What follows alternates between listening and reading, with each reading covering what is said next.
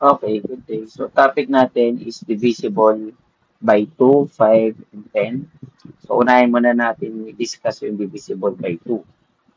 So, pag sinabi natin divisible sa Tagalog, ibig sabihin, yung number ay kayang hatiin ng isang number na walang sobra or walang natira.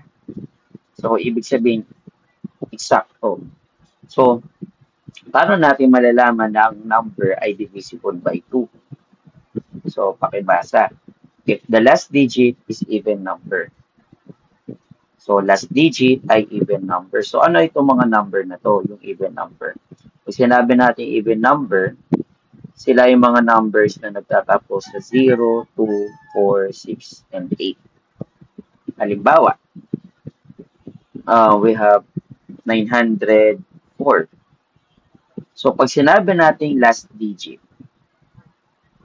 ang tinutukoy niyan is yung rightmost digit or yung ones place value. Ito yung 4. Okay, yan lang yung titingnan natin sa dulo.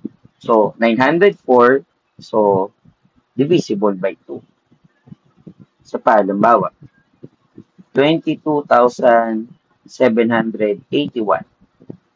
Tama, 72,781. So, nagtatapos siya saan? Sa 1.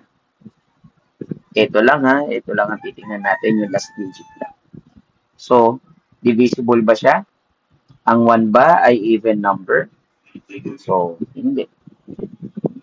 Kahit gaano kalaki pa ang numbers, gaya nito, we have 928,746. Kahit gaano pa siya kalaki, ang titingnan lang natin dyan palagi ay yung dulong number. Okay, so nagtatapos sa 6, so divisible by 2. Kahit tadta rin natin ng odd number yan, gaya nito. 3335550. Basta't nagtatapos sa 0, 2, 4, 6, 8, siya ay divisible by 2. Or automatic na kaya nating hatiin sa dalawa nang walang sobra. Okay, ngayon punta tayo sa divisible by 5. Ang divisible by 5, titinan ulit natin yung last digit. So, if the last digit is 0 or 5, so alam naman natin yan lahat, di ba? Na kapag pinarecite tayo ng mga teachers natin or ikaw, pinag-skip counting ka ng 5,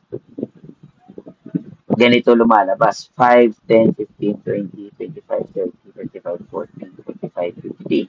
So, lahat ng mga numbers na multiples of 5 ay nagtatapos sa 0 or 5. So, ibig sabihin, kapag ang number ay nagtatapos dyan, yan ay divisible by 5. Halimbawa, 900. So, yung 900 ay nagtatapos sa 0. So, yes kagad. Divisible by 5.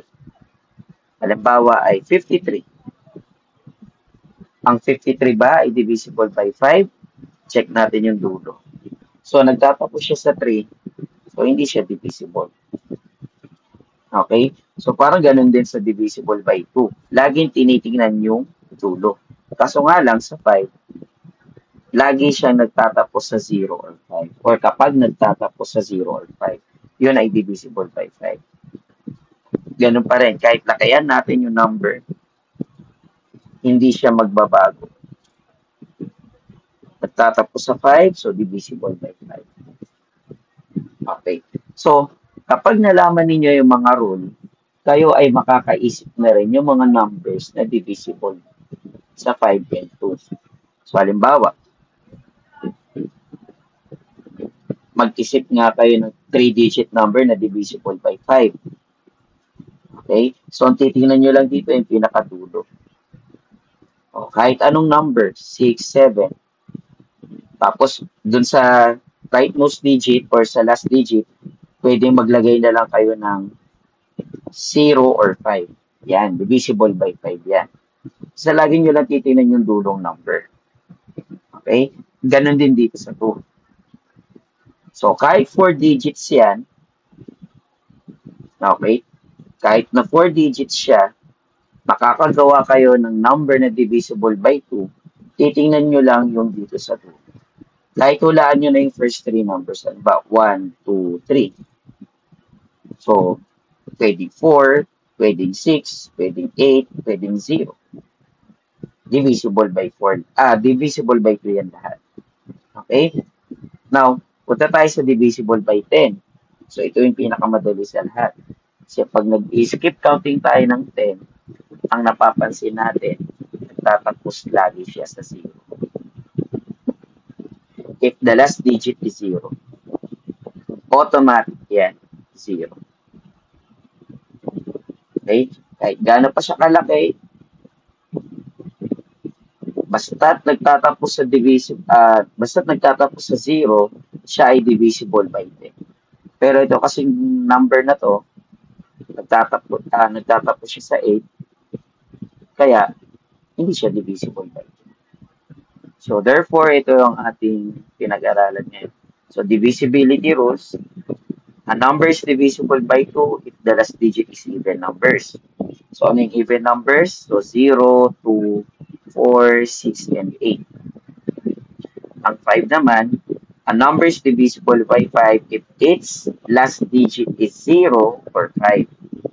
Kasi nga, pag nag-skip counting tayo ng 5, ito lagi ang lumalabas, 5 or 0. 5, 10, 15, 20, and so on.